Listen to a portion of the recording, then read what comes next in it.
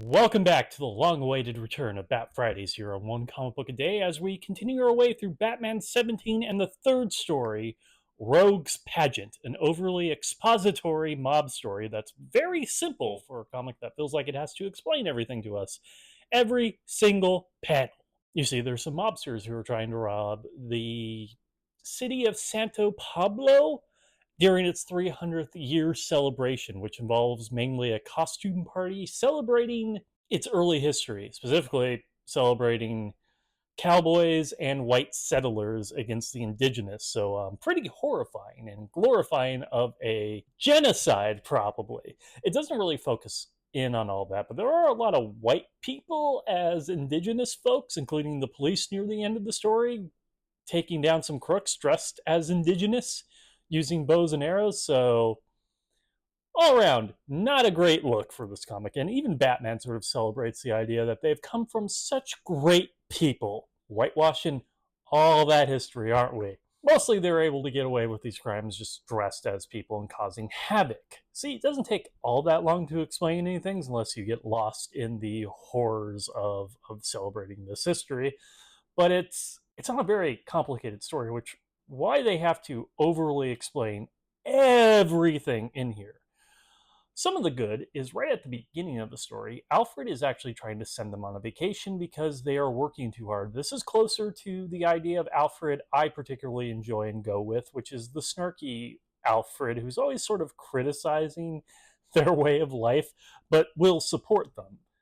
Very loudly criticizes them, but supports them. That's very much the Batman the Animated Series Alfred, and of course, being a young child when that came out, it's really colored my way of how Alfred should be depicted. Here, we're still in the early days of Alfred, where he's a budding criminologist and amateur sleuth.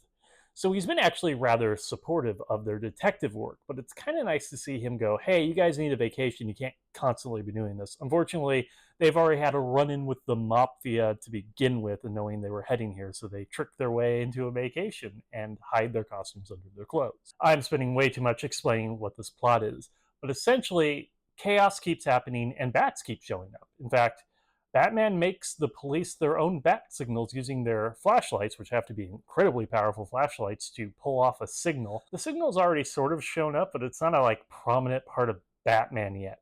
So it's becoming way more of a prominent part of Batman. Mostly, it's just waiting around for them to finally get to the end of the story and stop them. At least the conflict of, say, the police mistaking Batman and Robin for the actual crooks doesn't feel as much of a stall tactic as it does in Superman when we have to figure out a way that the criminals get away in the first or second action pieces. Though it is still kind of annoying Batman is opening with him in a fight, which is great. There's a fight, there's some action.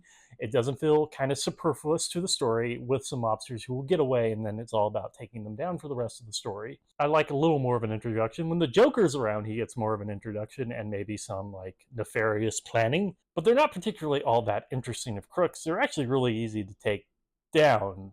I think their best quality is they take a beating a couple of times, but that's true for most of the mob villains that have been in Batman so far. And even at the end, Alfred is not mad at them. He just wishes he could have gone along. So Alfred's not as changed as you think he is. He's still that early wanting to be a detective Alfred. I kind of like to see the return of that Alfred, to be honest. All continuity was returned back in Death Metal. Though after Absolute Power, how much of that is true is up for debate. But unfortunately, what should be a simple story is a slog, because as I said, exposition heavy. Word balloons and description boxes filling almost every panel. It's not fun to read.